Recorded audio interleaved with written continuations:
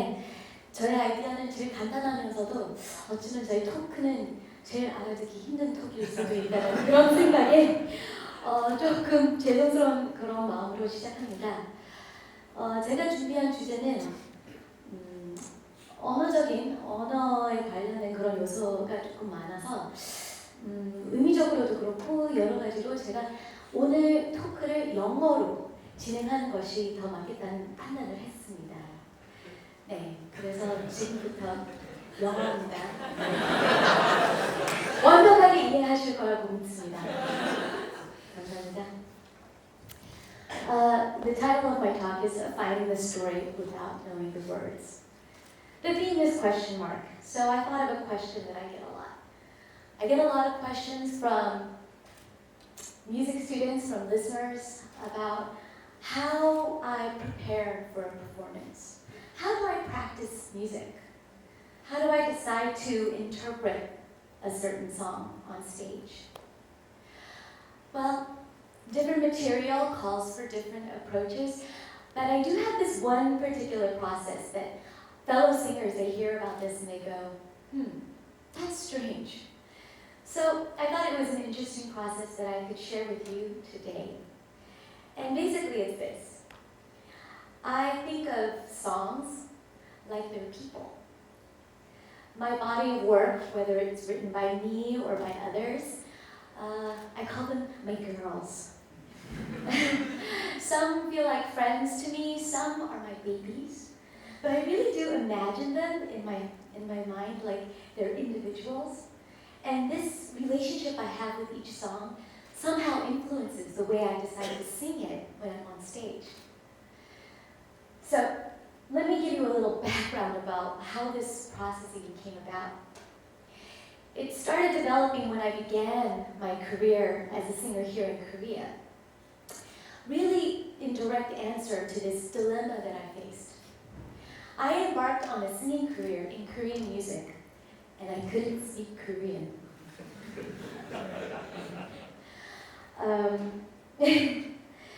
I was born and raised in the United States, and I never got around to picking up the language. I always meant to someday, but I never did. So that someday had come. I was in Korea, and I was following my music dream. I had to sing in Korean, but I could barely say hello. Hello in Korean is hard. It's very long. 안녕하세요. So long. And I could read and write a little bit because Korean alphabet is phonetic. But I rarely understood what I was reading. And my writing, I wrote like a little kid. Like this.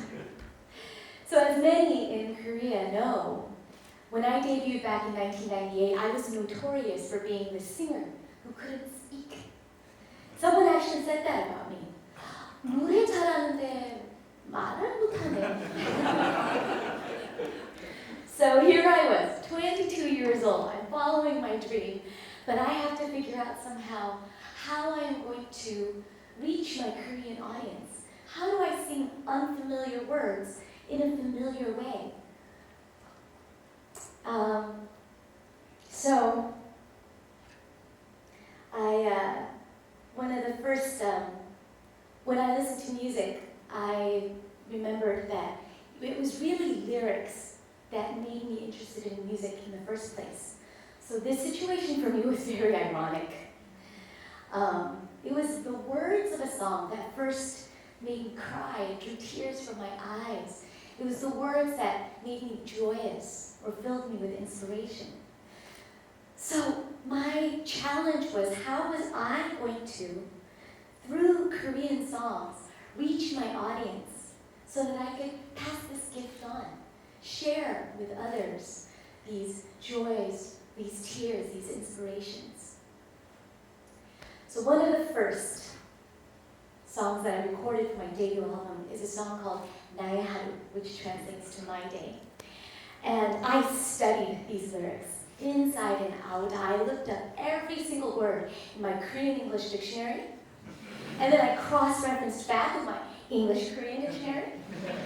I learned the narrative, and I got constant coaching on how to pronunciate things right, fine-tuning my pronunciation.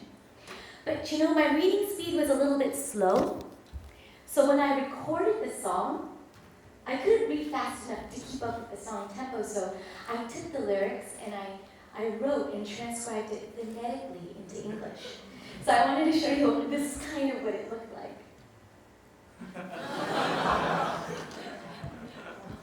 It looks like gibberish.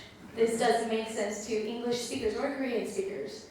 But it helped me because I was reading the Korean, but sometimes I'd be too slow, so then I would just kind of write it in English, and this is kind of what it looked like. So when I was recording, I could see the English, and I could sing. 나 오늘도 그대 맴돌았죠. It wasn't perfect, but it helped me get through the recording. But I didn't know how I was going to turn this into a believable live performance. And I was really worried because I knew that listeners were going to be scrutinizing me.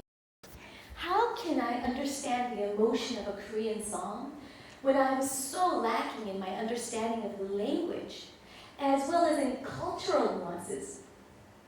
And they were right. They were right to scrutinize. Every time I performed this song after I debuted, I was so distracted, thinking about, am I selling this? Are they buying this? Like performance is a business transaction. I was constantly thinking about and obsessing. Am I being believable? Do I sound fluent? Is my pronunciation okay? That I knew that there was no heart in the performance. There was something flat. Basically, I was not singing honestly. I was faking it. So I kept practicing. I thought, practice makes perfect. But sometimes, practice just makes tired. So I'd be frustrated and I would take these breaks. So I would just kind of put this aside and just kind of go to the piano and play some songs. Some songs I wrote in English, or, I would go on the CD player and then put on some CDs and play my favorite songs. And it would really relieve stress. It made me just suddenly not feel tired anymore. It felt so good. It felt so good to sing and feel like I knew what I was doing. It felt effortless. You make me feel, you make me feel, you make me feel like a natural woman. As opposed to, 나 오늘도 그대 맴돌았죠. And I couldn't figure out, why does it feel so different?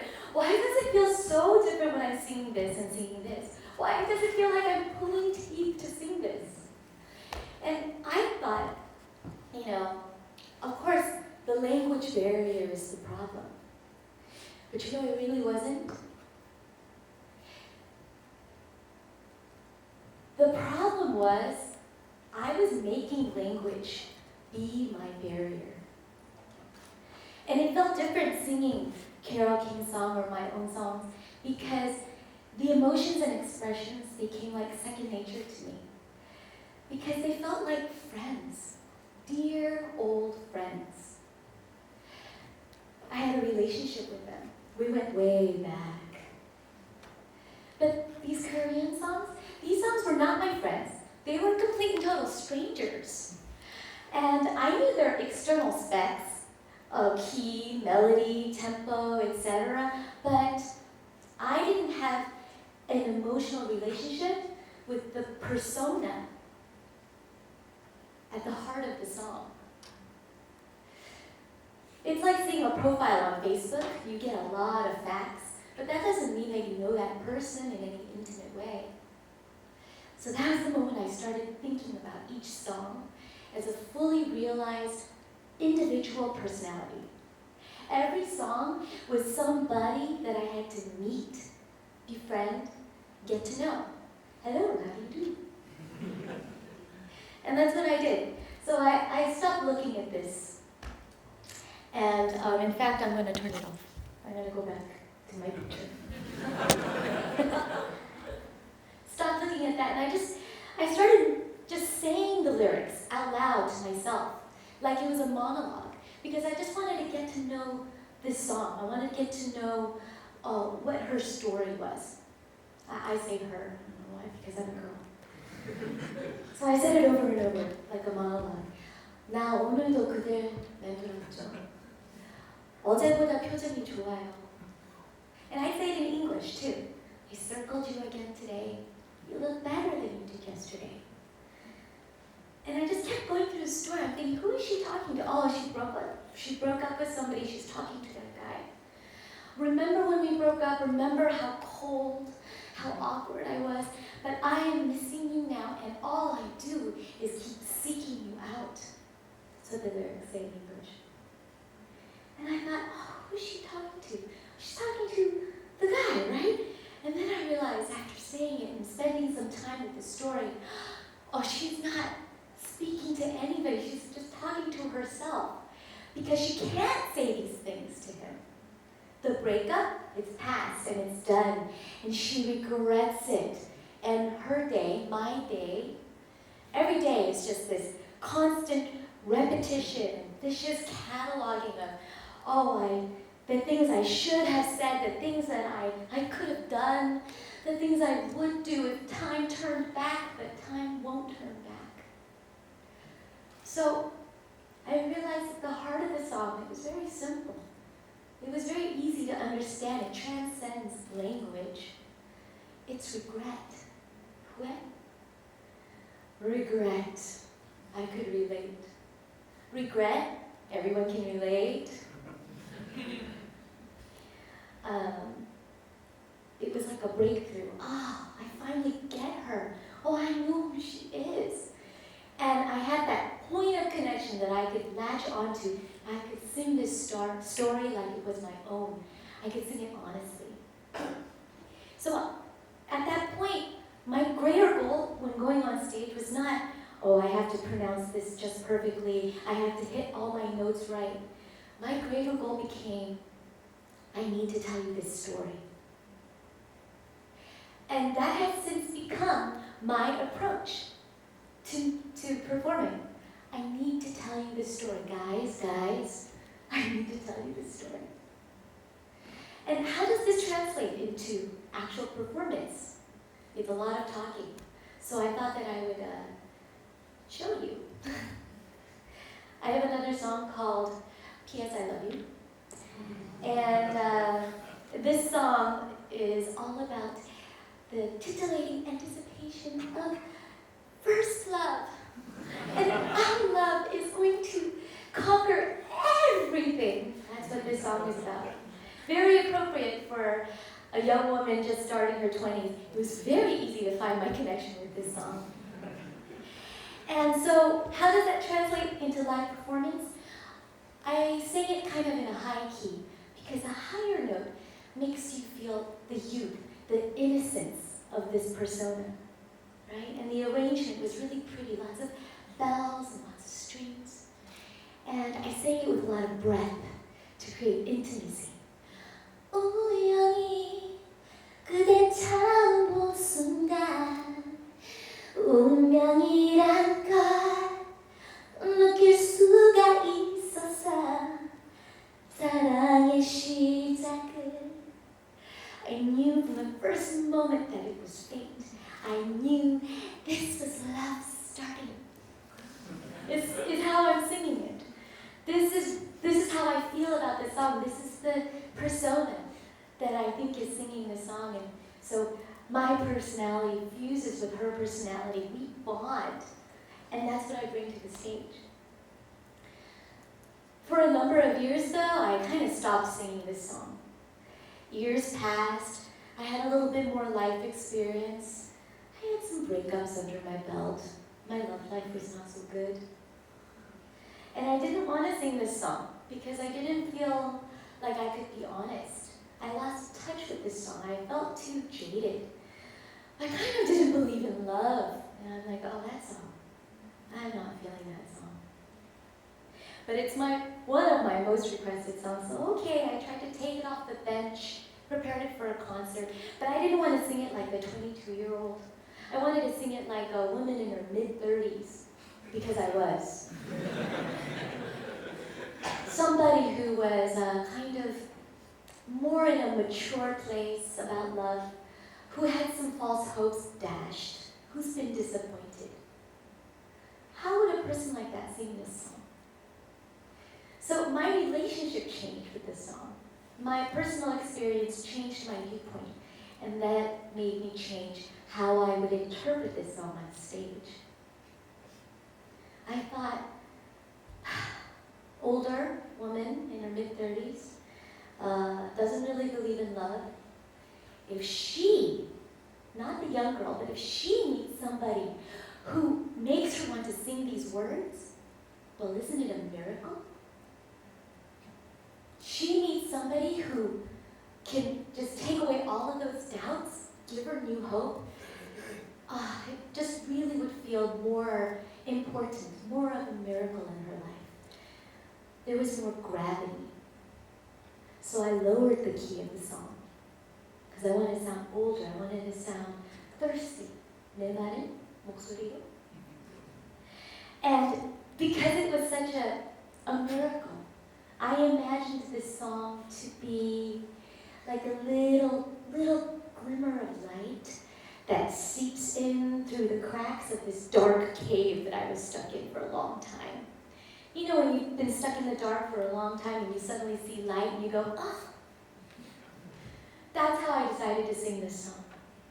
Oh, well, light. So I lowered the key, I stripped the arrangement down to one lonely nylon guitar, and I sang it very acoustic. I slowed down the tempo like a slowed down heartbeat. 우연히 그댈 처음 본 순간 운명이란 걸 느낄 수가 있었어. And the next words, love is starting. I can't quite believe it. 사랑의 시작은. Thank you.